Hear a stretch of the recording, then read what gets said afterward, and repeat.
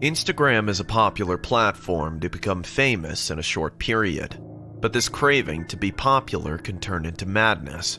Because I have seen that, and that's why I'm here today to tell you the story of my daughter who took social media too seriously. Sophia is my only daughter. When my husband left me for another woman, she became my world. I moved to Florida for a fresh start. I took a job in an advertising company. Sophia grew up to be a beautiful girl. I still remember her being nervous on her first day of high school, but I knew she will get along, and she did with time. Sophia became one of the most popular girls in school. Teenage is such a confusing age where you are not a kid and also not an adult. Sophia liked to buy clothes and do her makeup all the time. This obsession to look pretty is quite common in teenagers, so I didn't pay much attention to that in the beginning. One day when I came home from work, I saw Sophia applying melted chocolate on her face. I asked her, what is she doing? She replied she read at some websites chocolates make your skin look younger. I was surprised to hear that. But aren't you already young, darling? Oh, Mom, you won't get it. Please leave me alone. I could have scolded her for talking like that, but I always went easy on her, thinking she needs more love, as her father is not there for her. Being a single parent is not easy, and I didn't want to drive her away. She's everything I have. As more time passing, I noticed Sophia leaving for school wearing new clothes every day. I thought maybe she is earning for herself from her babysitting job. One day, I accidentally entered her room while she was taking a selfie standing in front of her mirror. There was nothing wrong with it, but just to keep an eye on her, I opened an Instagram account with a fake name and followed her. It was an open account, which means everyone can see her content. I realized she almost posts on everything from waking up in the morning and going to bed at night. A picture of her doing almost every basic thing there is on her Instagram profile. But there was nothing wrong in her pictures to hold her accountable for, so I commented in one of her pictures. What a lovely lady. That night I received a notification that she liked my comment. It was a picture on the beach. I took that one. My dear girl looked so pretty in that yellow dress. I was admiring how beautiful she is becoming when another comment took place in that picture. A guy named Monty commented, "Your hair needs red highlights." Some people are overly opinionated in social media, irrespective of others' choices. Anyways, Sophie and I had dinner and went to sleep. The next morning when I woke up, I heard the shower and the bathroom going on.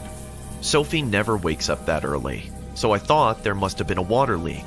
But as I tried to enter, twisting the doorknob, Sophie said from the inside, "I'm in here." I got surprised to see her wake up so early. I went to the kitchen to fix her breakfast. After 15 minutes, Sophie came out of the bathroom. "Are you feeling all right?"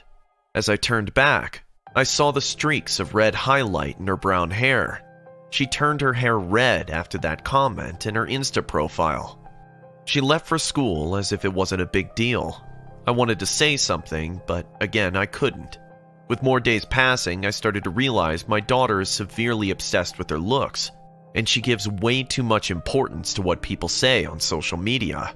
I thought that this will pass, but had no idea things will get out of hand.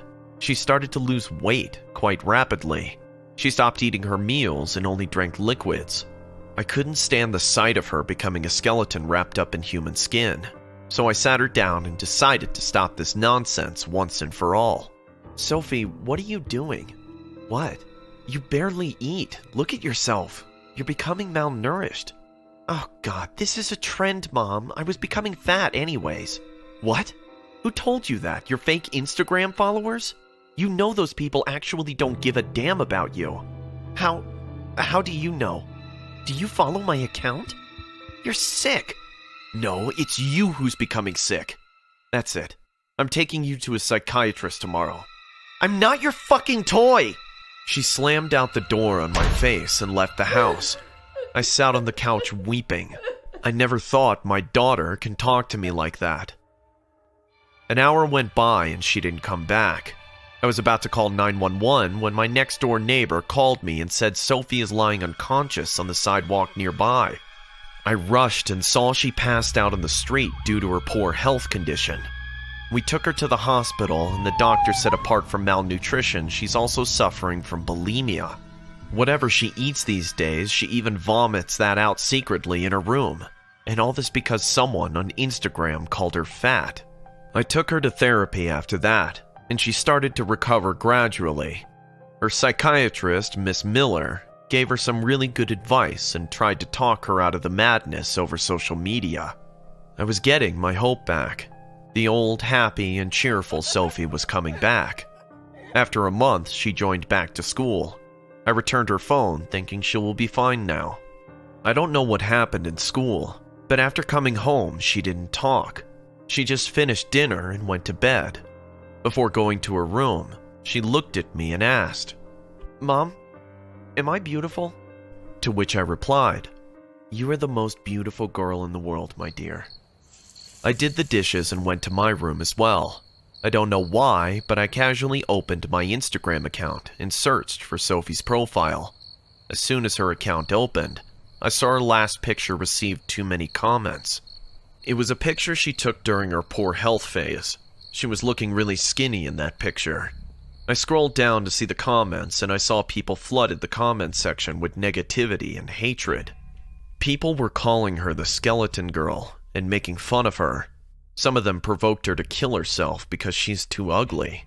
Tears rolled down my eyes, thinking people can be this heartless and cruel to a 17-year-old teenager. The more I scrolled, the more I felt bad for her. I decided to tell her to delete her account and get rid of all of this. I was going back to bed when a new comment popped up in the same picture. It was from Sophie. As I read the comment, my heart sunk in fear. She replied, "Ending my ugly life. Goodbye." I sprinted out of the bed and ran to her. I twisted the doorknob, but Sophie locked it from inside. "Sophie! Sophie, open the door!" I started banging on her door, but she wouldn't open it. I took out the key from the wardrobe nearby and opened the door in one go.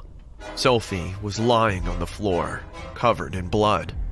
She slashed her wrist with a cutter.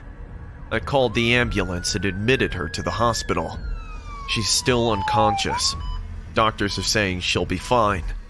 I've decided to take her some way far away from the city. I will keep fighting for her as long as I'm alive. All I want to request to the people of this generation is please, please be kind to each other. It doesn't matter how you look from the outside. Beauty has no face to it, only a loving heart.